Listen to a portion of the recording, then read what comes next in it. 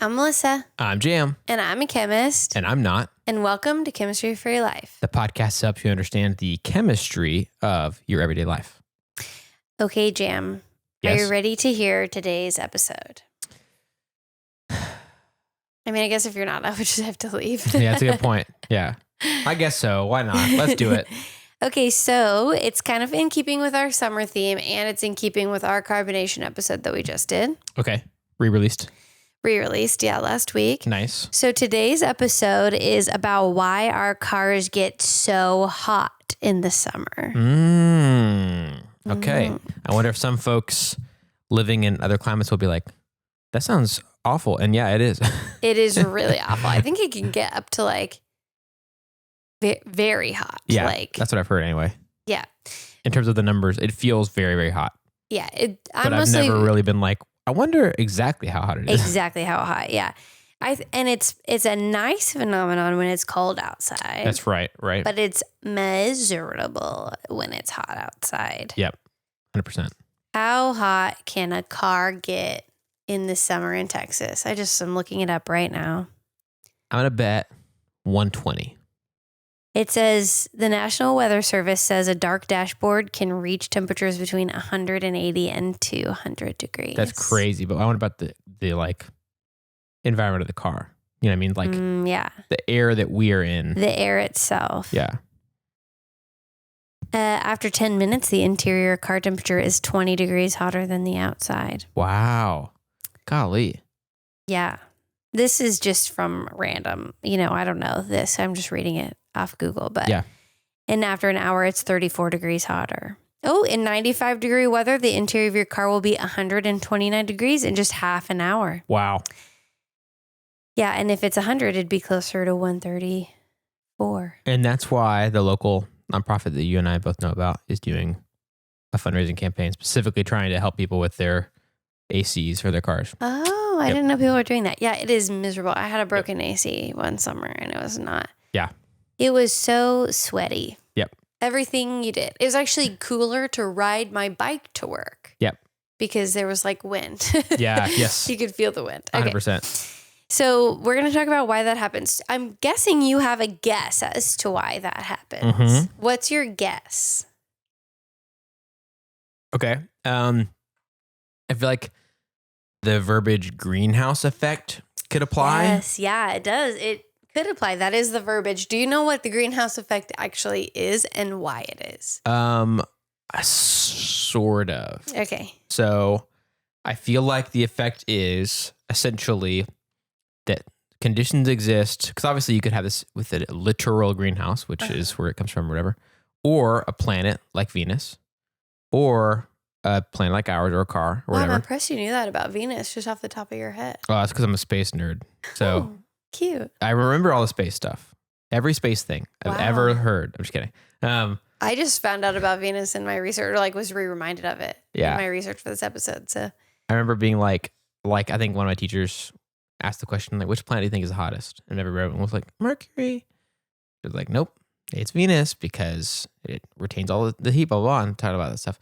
So I've remembered that forever. So the conditions exist somehow that energy from the sun that is able to enter a space of some kind and somehow not leave as easily as it enters. Yep. So like with planets, we talk about it as gas, and atmosphere is what creates those conditions, and certain gases that like make that the case. That's the part that I don't know the specifics of or whatever. But in a car, I feel like it's got lots of windows. Mm-hmm. Obviously, lots of cars have darker interiors, and even if the windshield is tinted and stuff like that, it's like the sun is very hot, and it's this confined space where the air getting warmer, but there's no way for the air to like easily leave. Yeah. And just continue kind of like getting back to, what's that word you use? Equilibrium. Yeah. Like it would if it was just the open air. Like we talked about with different like weather systems and stuff that happening, and sometimes they're trying to get back to equilibrium or whatever. But in the case of the car, it's like it's trapped, stuck that way. And as long as the sun's still beaming down, it's just going to keep happening to a point. But I don't know how to describe it deeper than that. Yeah, that is exactly what I was hoping. You would kind of have the idea that somehow light was getting in and heating things up and not able to get out, but maybe not know really how or why that happened. Yeah, because I think a lot of us hear, oh, our car heats up and it's because of the greenhouse effect and somehow heat's getting in, but it's not getting out. Yeah. But then when you think like, but why? Right. It gets to a sort of a deeper level. And you're right, it being in a car, there's other factors than it just being, a literal greenhouse. Yeah. And it's not just the gas that's in play. There's dashboards and interiors. Right. So we're going to talk about all of that. Okay. And actually, frustratingly, there was not a lot of talk about actually cars from scientific sources. Uh-huh. So I just always like to be upfront. I'm using a lot of information and extrapolating it and applying it to cars as a chemist. Got it. So this is my chemistry mind, taking information about the greenhouse effect and applying it in other situations. Okay, so your overview was pretty good. Inside of a car, there's air. Uh-huh. And that air has, I guess I'm going to say first I'm going to, sort of recap your overview with a little extra details. Okay. And then I'm going to go into some deeper chemistry that I actually learned more about for this episode. Okay, so yes, in your car you have air, and the main molecules in our regular old atmosphere are nitrogen, oxygen, argon, and CO2, and then also water vapor. Right. And so these molecules are moving around, right? And as things get hotter, molecules move around more and more. So as you put energy either in heat or light form, the molecules have more energy to move around. I think before we've likened it to children who get sugar. Mm-hmm. It's like you're fueling them to be able to move around more, right. And those kids are going to get hotter and hotter because they're, putting out all this energy. It's similar with molecules as they move around more, and we kind of perceive that energy as heat. Right. Similar to when you heat up water molecules on a pot, and eventually they are trying to escape so much that they turn into gas because that's how much they're moving around. Right. Okay, so one thing also, though, that I want to review is when it comes to light and other wavelengths, so like visible light, ultraviolet light, infrared, our molecules can absorb those, but only certain molecules can absorb certain amounts or certain wavelengths of light. We've talked about that before. Right. So some things absorb in the UV region, like some of the sunscreens that we use absorb UV light. Yeah. Or we talked about how UVC light, most of that is absorbed by oxygen, like before it even gets to us. Right. That's why we like the ozone, Mm-hmm. So but other gases maybe can't absorb in that region. Okay. So that's a little fact I want to remind you of. So you've got all these in your car. And when you leave your car in the sun, there is energy coming through those windows in the form of waves. And they're absorbed by the molecules in the air, which makes them move more around. Mm-hmm. And the same thing is happening to the molecules in the air outside of the car. But like you said, they're trapped. Right. So because all these moving molecules, I mean, I don't think cars are perfectly airtight, but they're mostly airtight. There's not a lot of escaping. So because of that, the air inside the car, those molecules can't escape. And so they just, sort of build the temperature in there. So, and it probably is actually because molecules like to reach this equilibrium. It is likely trying to get the heat out. And so it is probably your car is dissipating heat into the air around it. Right. Just not at the same rate that it's taking in more energy. Right. So that's why, if you touch even your window of a car that's hot, it's hot. It's trying to get the energy out into the surrounding area that's cooler. Right. But it's just not able to do that at the same rate. Right. So that's like your 500 feet overview of kind of why it's hotter in a car. But there's a lot of little details that don't get touched on in that. Okay. So also just a friendly, side reminder that UV light does go through cars. And so you should wear sunscreen in the car. Mm. So windows and those for some reason I could think windscreen, which I think is what they call it in Europe. Yeah. Windshields, but also windows in your house. They're letting UV light in. Right. So still wear sunscreen, even like on cloudy days, you know. Yeah. That's my side note of get on the sunscreen train for me. But anyway. I've definitely, when I was commuting a lot, it was possible for my arm to get sunburned. Yep. But most of the time I'm not driving where the sun is actually entering straight through the front. It's more like through the side. Yeah. That, would happen, or at least on my face, because you're going to block it if it's going to be right in your eyes in some way. But I would be like, what happened to my arm? Like, I wasn't outside. And I'd be like, oh, right. It's my arm that I have on the armrest in the car. I don't know if we've talked about this on the podcast before, but have you ever seen that picture of that trucker? He like drives trucks, I think, for a living. He drives something for a living. And so, he's going one way in the day, and then, so the left side of his face is always the one being exposed to the sun. Right. He's always sitting on the same side of the car. Same side of the car. And the sun damage on the left side versus the right side is insane. That's crazy. Like, he looks probably 10 years younger on one side of his face than the other. That is crazy. Okay, so that was a side note. But yes, this energy is IR, infrared, visible, and UV light is entering into your car. So you also are getting UV light. So wear sunscreen if you're going to be in the car all day.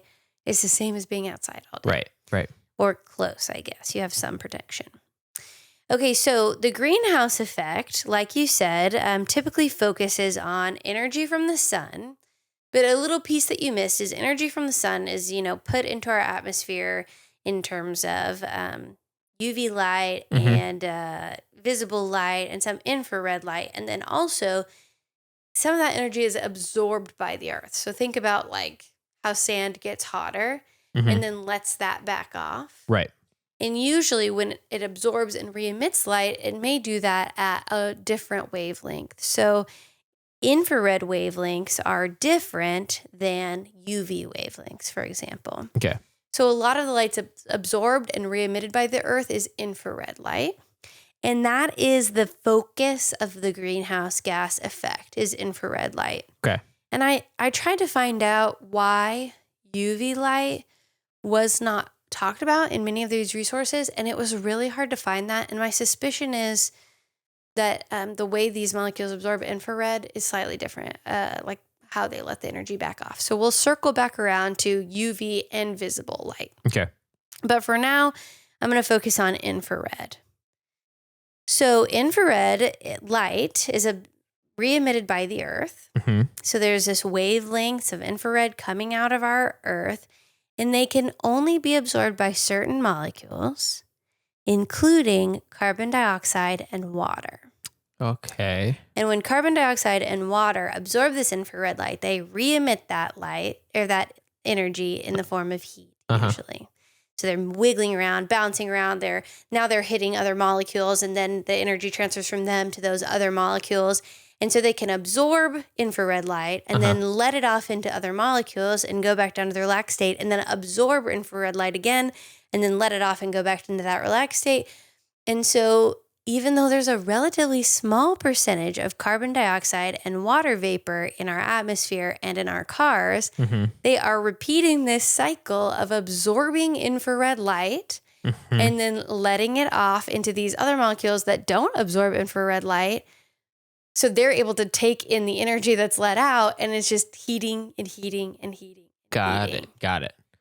So, yeah, that makes sense. They're like an importer. It's like, I've got the connections.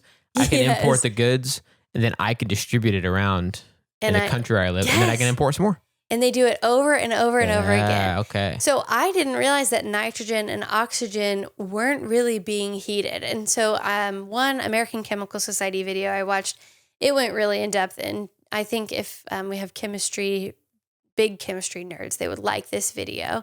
It's from the American Chemical Society, and he talked about how there's an experiment where if you have just a box of regular, I think if you had nitrogen and oxygen in a glass box, it wouldn't heat up at all.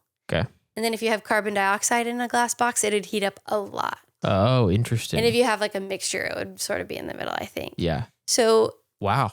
That's crazy. I mean, that's like it gives you a clear answer though. I didn't think about that, but like putting specific gases in a box and having it be as pure as possible and seeing how different they respond to taking in infrared or not taking it in the case of oxygen. That's crazy. Wow. Yeah. So I guess I was interested that nitrogen and oxygen weren't really being heated. I assumed they were being heated because I know they can take in UV light. So that's something we're going to circle back around to. Right. Okay. But so really the carbon dioxide and the water in your car are the reasons that your car gets so hot in the gas phase. So if you could say when you left your car, you had like a little hose go through the window, you can somehow like pump it full of some other gas and displace all the CO2 and H2O, the water vapor in the air, that'd be a lot of trouble, not worth it. But if you did do that, it would reasonably decrease the heat that your car... I think it would decrease the heat, but because your car isn't actually a glass box, I don't think it would completely solve the problem. Right. And here's where we circle back to UV and visible light. Okay. So oxygen and nitrogen do absorb some UV light, but none of the gases really absorb visible light at all. Okay. But it does absorb visible light? The solid materials? Solid material, anything with color, really. Right. And so I think that there's an added element in our cars where we have the visible light coming through our windshields and being absorbed not by the gas, but by all the solids in the vehicle that have colors. Right. And even though they don't move around like a gaseous molecule, to the extent, they still are vibrating and wiggling around more. Molecules are moving even in solids. Totally. So I think this is where I'm extrapolating a little. The visible light contributes to the heating of our cars because those solid surfaces absorb heat and they're absorbing light and putting it off as heat into the car, also heating up those gases. Totally. So that's another level. And we've all experienced that too. It's like, it's definitely to a lesser degree, but like if you were to put your hand right near the dash but not quite touch it, you'd already be feeling that heat, right? Yes. So we know that the air molecules right near there are being heated by proximity. So of course it's contributing. Yes. But that's interesting. It's like, you wouldn't think of it as probably being quite as significant, but it's like, no, we feel it. And we know that hot objects, we just get close to them and we feel it. Yeah. It's because they're transferring the excitement. Yeah. And I think we mostly think about it as the greenhouse effect, but the greenhouse effect is the gases absorbing the infrared. Okay. And in this case, it's sort of like the greenhouse effect is part of it, but also I think just the natural absorption of visible light by objects that then re-emit that as heat is contributing also. So it's not just the greenhouse effect, I don't think. Right. And I tried to find information on that and I couldn't. Yeah. And the other thing I tried to find information on, the greenhouse effect, all the resources on it really focus on the absorption of infrared light. Like I said, they do not talk about UV light, which is absorbed by oxygen and nitrogen both. Okay. And I think that's because the way that they must absorb and then re-emit the energy might not be as heat. Oh, I see. But I really couldn't confirm that. And I'm kind of worried that there's a basic chemistry idea that I'm just like not thinking of. Right. But I couldn't find a good reason for why we don't talk about the movement of oxygen and nitrogen as part of the greenhouse gas effect. I know they're not absorbing infrared light, but I don't know why you're not talking about that UV component. Yeah. And I know a lot of UV rays are blocked, by the ozone layer. They're not all getting to us because of the oxygen in the atmosphere, but there are definitely some getting to us because that's what damages our skin. Yep. So that's odd to me. Yeah. But I couldn't find an answer. I tried really hard.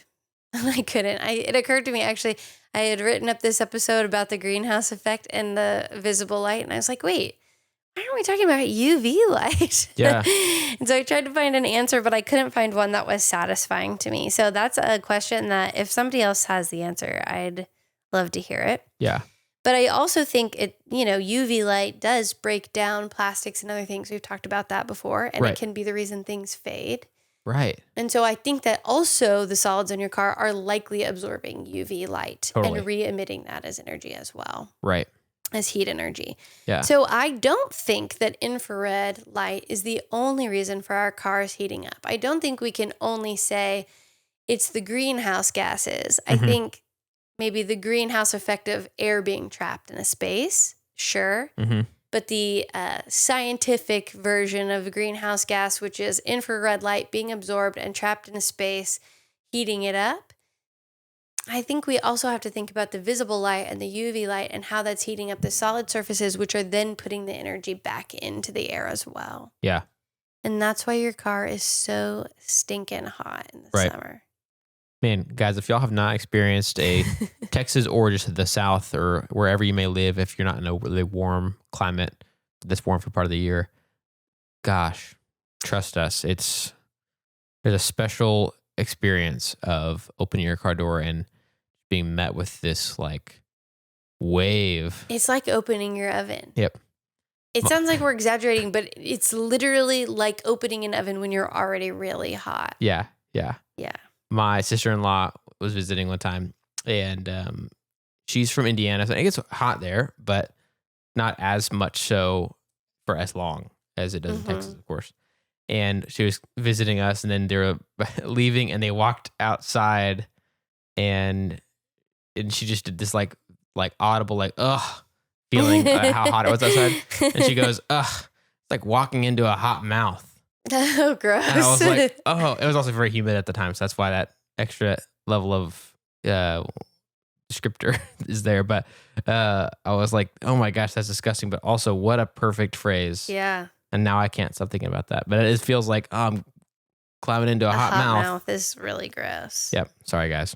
So, well, and that's burned into our mind now. Yep. While you were talking about hot mouths, I did go to the National Weather Service and look how fast can the sun heat a car? Uh-huh. And it does say that if it's only 73 degrees, it can hit 73 degrees Fahrenheit. Uh-huh. It can hit 100 degrees inside the car within 25 minutes. Wow. So that is wild to me. Yeah. And it does say a dark dashboard or seat can reach 180 to 200 degrees Fahrenheit. And 200 degrees Fahrenheit is 93 degrees Celsius. Is close to boiling water. Wow. Yeah, that's crazy. And then it makes sense. Like, oh yeah, putting those reflector things in your windshield or whatever. Mm-hmm. Or just parking in the shade if you can. Yep. Makes like an insane amount of difference. But yeah. Wow. Yeah. That's crazy. Yeah, the reflectors really help. I always kind of thought they were just like more trouble than they were worth, but Mason always puts his up and He I'm does. like, ugh. He's one of the few people I know who does that really consistently. He takes really good care of his stuff. We never really did that growing up. I never had them, so I never got in the habit, and I didn't have anybody around me who was. But now that I have kids, I'm like, I probably should get one of those because when you say you're in the store and you go back out of the car, it's like, oh, I got to start this car and let it get some air circulating for a couple minutes before I put these poor kids in there. And maybe having the reflector thing would help it be not as bad. So maybe I should just do it. There is a really cool graph on the National Weather Service on the website that I'm on, where it kind of shows you like, oh, if it's 93 degrees outside and it's, 60 minutes in the car, it can get up to 130 Fahrenheit, even 140 for the air temperature Fahrenheit, which would be, I think, in the 80s Celsius. Let's see, 140 Fahrenheit to Celsius. Oh, 60 degrees Celsius. Okay. So. Wow. Yeah, wild, right? Yeah, that's wild. In just 1 hour. Yeah. Rough. Yeah, for real. And I was also like, well, if water vapor makes it worse, does that mean having like a cup of water in your car could make the temperature worse? Would it be worse on more humid days too? Right. Yeah. I think that's crazy to think about. But also I think water absorbs heat more slowly. Like it takes more heat to raise the temperature of water. So who knows? It just contributes to the absorption of infrared light. Right. So hopefully that helps you know a little bit more about what the greenhouse effect literally is. It's all about that infrared light that's actually, some of it comes from the sun, some of it's absorbed and re-emitted from the earth. Yeah. And taken in only by certain molecules, which is why we call those the greenhouse gases. Yes. Not by oxygen and nitrogen. And it has nothing to do with visible light, because the gases aren't absorbing that. Right. Which is wild. That is wild. So I think I can explain it back to you using the analogy I already said, but getting a little bit more specific. Okay. Whenever I think about importers, this intersects with my life for the most part with coffee. Oh, yeah. So Melissa's husband, Mason, and I have the coffee business. And it would be a lot of trouble for us to try to import coffee ourselves from a farm in some other part of the world. We'd have to do a lot of, customs stuff. You're basically not capable of it right now. I am not capable of it. Yes, you could say that. You don't have the time or resources. Yeah, and I literally don't know how, and it would not be worth it for me to learn how because I couldn't probably actually pull it off. Much like oxygen and nitrogen. Exactly. So there's specific companies that do this and have relationships with those farms that import the coffee. We only work with ones who also treat those farms very fairly and pay them very well for their coffee and for their hard work and their artistic approach and the care they put into it, all that stuff. Very important. So there's only a handful of those places compared to how many people there are. Right. And so we go to them to buy coffee that they have imported from the farm, from the country. Similar to how if I was Oxygen and I actually wanted some heat for some reason, so I wanted to be in a super hot car for some reason, I would have to get that from CO2 or water vapor in the air, or to put it back into the better way to say it, the infrared, the light coming in, which there's UV, visible, and infrared coming in. The CO2 and the water vapor actually can get excited by that infrared, and then they are then putting it out as heat. Yep. Basically, they've imported it, and then they're distributing it. Other molecules around, oxygen, nitrogen, whatever else could be in our air. You said something else. Argon. Yeah, good old argon. Doesn't get enough credit, in my opinion. It's in the air too. Okay. It is in the air too. It's actually a higher percentage. The percentages, if you don't think about water vapor, argon is close to 1%, and carbon dioxide is only like 0.035. Wow. It's such a small amount for having such a big effect. That's crazy. But then there can be varying amounts of water vapor. Yeah. So they import it, they distribute it. The same thing happens with the visible light in the sense that things that have color and are solids, especially if they're darker, right? They are absorbing the visible light. Yep. That they actually can take that energy and they can redistribute it as heat to the molecules that are kind of right around it. Yeah. Which contributes, of course, especially if you got a big old dark colored dash. Yep. That's a lot of surface area that is probably making several degrees worth of difference. And then it'll slowly redistribute that and reach equilibrium within the car as much as it can. Right. Which is wild. But the UV question mark, we know that UV is entering the car, but we don't know to what degree it is contributing to the overall heat. We know the UV is entering the car that has oxygen and nitrogen in it, which can absorb it. And I wonder if what it's doing to them, this is purely conjecture. So, I didn't... Objection, Your Honor. It's possible that, it's breaking the bonds and creating oxygen radicals, and maybe, whatever, nitrogen too, but it's breaking bonds rather than them just like absorbing the energy and getting excited and re-releasing it. That's what I meant earlier when I said it's not re-releasing it as heat. Got it. Might like be taking it in and breaking up the oxygen and nitrogen. Right. That's what I think. That is so conjecture though. Right. And I could not But it does tell us like there are other options other than just absorbing and re-emitting as heat. Yeah. There's other things that could be happening. Yeah. And we talked about that some on the ozone episode and what the ozone does with light.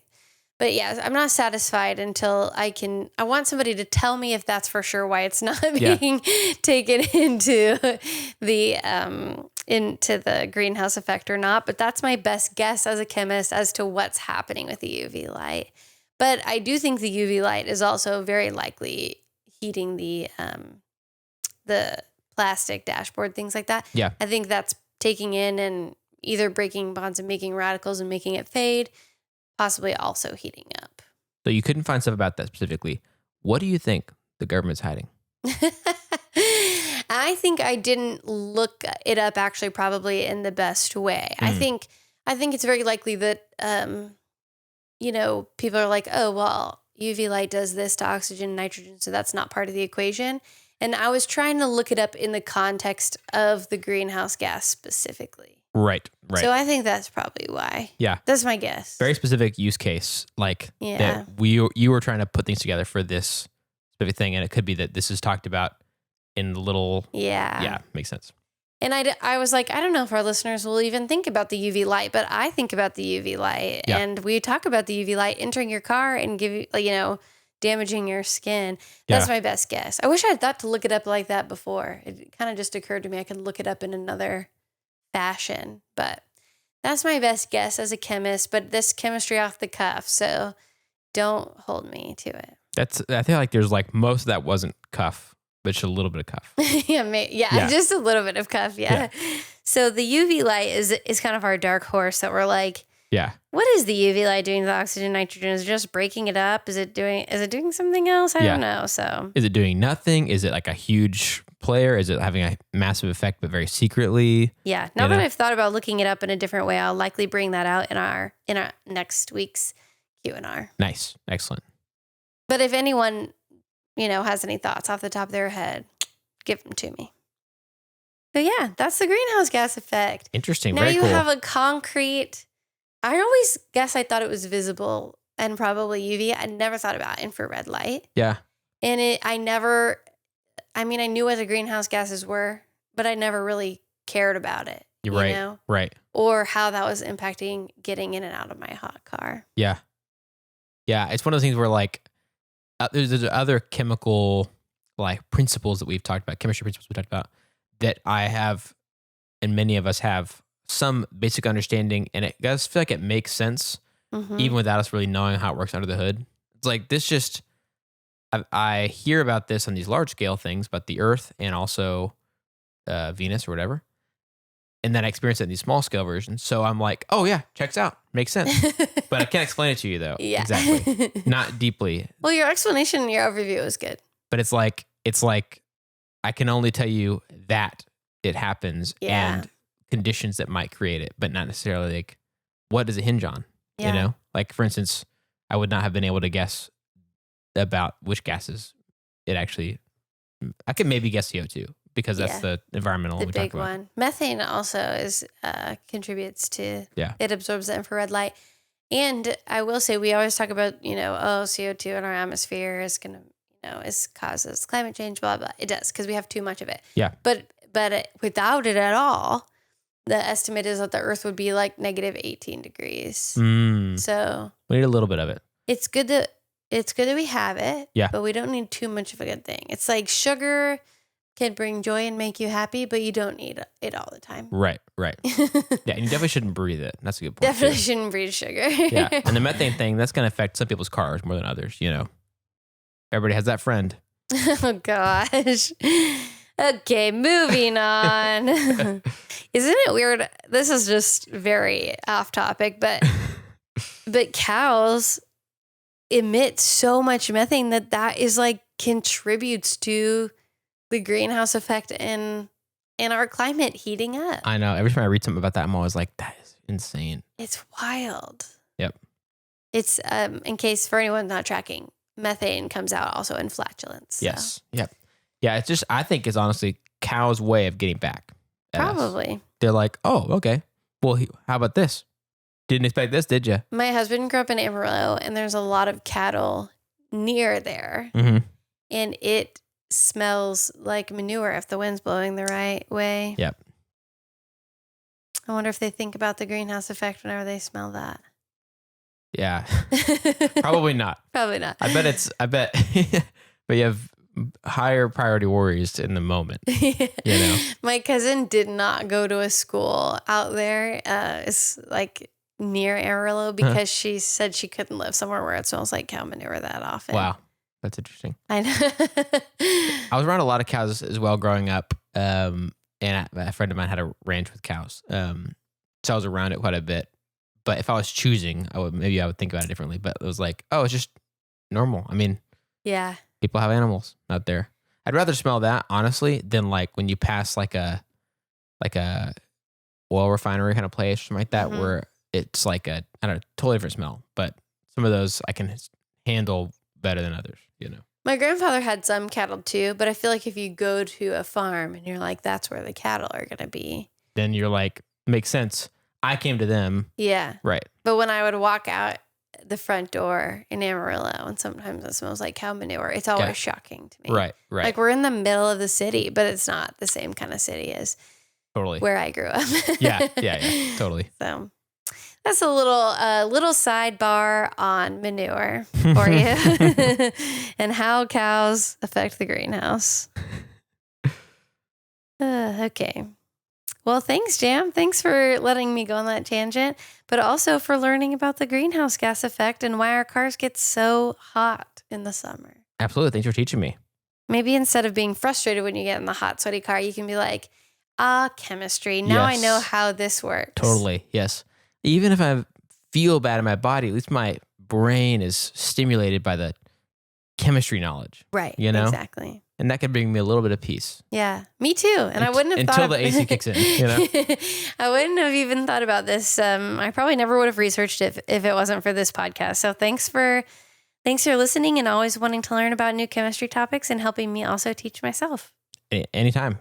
I'll learn it and help you teach yourself by learning it from you anytime. Oh, I was about to wrap up the episode, but we didn't do our fun thing for this week. Yeah, I was about to say something about that. Oh, okay. Well, before we wrap up the episode, we can talk about our fun thing for this week. Okay. You want to go first or me?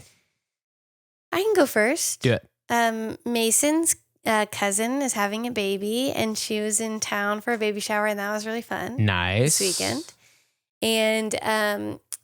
And next weekend, my sister-in-law is also having a baby. Not next weekend. She's having a baby shower. So we've got lots of baby showers. And then in the middle, I'm kind of dressed up today because I got to go to an existing kid's, his graduation. Nice. So we've had lots of fun, like kind of family and that type kid is your events. nephew. That kid is my nephew, Yep. Yeah. So the nephew who's out of the womb, not Yes. the nephew who's in the womb that we're throwing the party for. Right.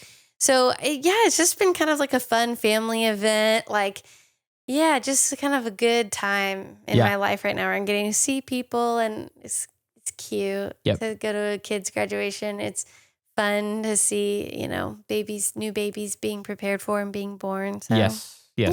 Very cool. Very exciting. Just been a fun May so far. What about you? Oh, let's see. You mentioned last time we recorded about that you and Mason watched the kids that one night. So I could go on a date night. So I can't really share about that, but I was thinking that was one of my recent highlights. But I think you said you would share more. Okay, maybe I will. Possibly. You were like, I'll share maybe more details on that next week. Why don't I just do it then in that case? Because I guess they didn't hear our half. So they just heard my half. Right. So Melissa and Mason watched the kids for an evening, and then they decided they were going to sleep in our guest room, which allowed us to basically be gone out as late as we wanted to. And this was for our 8th anniversary. And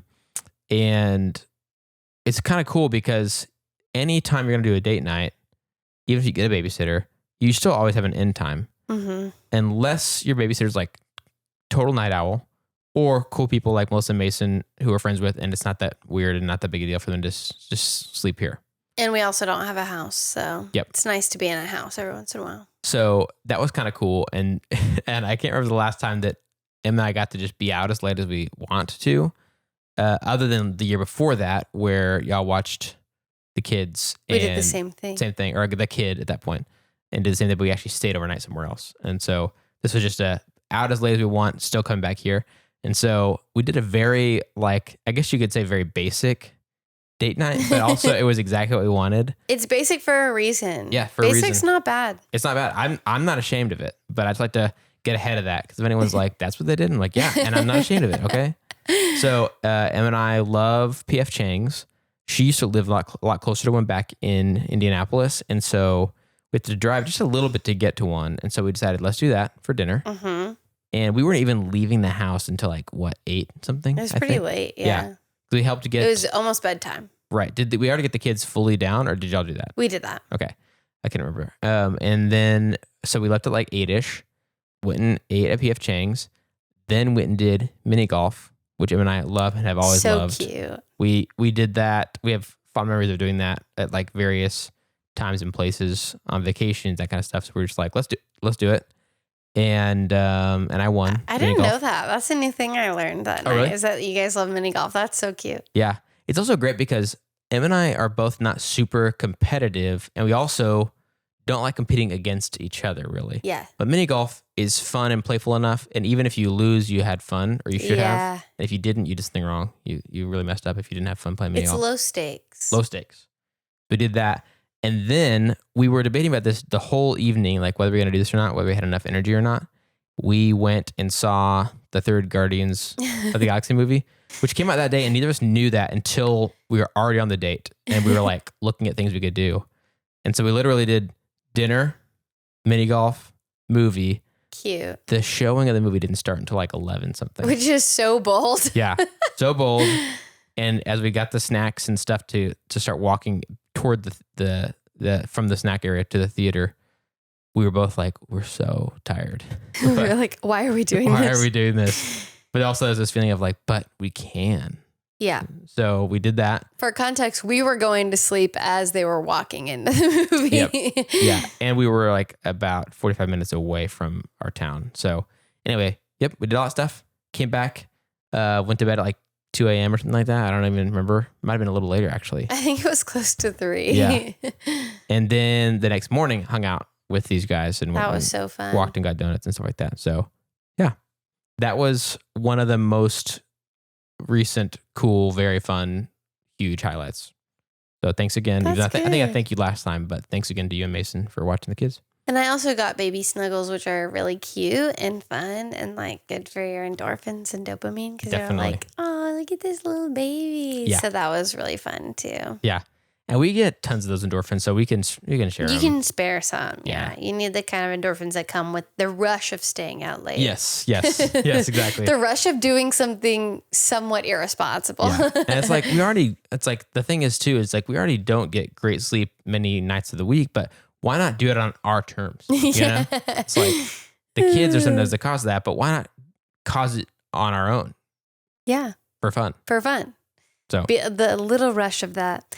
Well, I already thanked you so much and the listeners so much. So I think with that, we can wrap up today's episode. Let's do it. So Melissa and I have a lot of ideas for topics of chemistry in everyday life, just like something as everyday, and in this case, unfortunate and uncomfortable as cars getting hot in summer. But we want to hear from you. So if you have ideas, questions, thoughts, whatever, reach out to us on our website at chemforyourlife.com. That's chem, F-O-R, yourlife.com to share your thoughts and ideas. If you'd like to help us keep our show going and contribute to cover the cost of making it, go to patreon.com/chemforyourlife or tap the link in our show notes or the description to join our super cool community of patrons. If you're not able to do that, you can still help us by subscribing on your favorite podcast app or on YouTube and rating and writing a review on Apple Podcasts, because that stuff also really helps us to be able to share chemistry with even more people. This episode of Chemistry for Your Life was created by Melissa Collini and Jam Robinson. Jam Robinson is our producer. And this episode was made possible by our financial supporters over on Patreon. It seriously means so much to us that you all want to help make chemistry accessible to even more people. Those supporters are Avishai B, Bri M, Brian K, Chris and Claire S, Chelsea B, Derek L, Emerson W, Hunter R, Jacob T, Kristina G, Lynn S, Melissa P, Nichole C, Nelly S, Stephen B, Shadow, Suzanne S, Timothy P, and Venus R. Thank you again for everything that you do to make Chemistry for Your Life happen. And if you'd like to learn more about today's chemistry lesson, you can check out the references for this episode in our show notes or in the description of the video. And that is where you can learn more about why carbon dioxide and water absorb in the infrared region when some other things don't. Nice. Cool. Yay, chemistry. Yay, chemistry.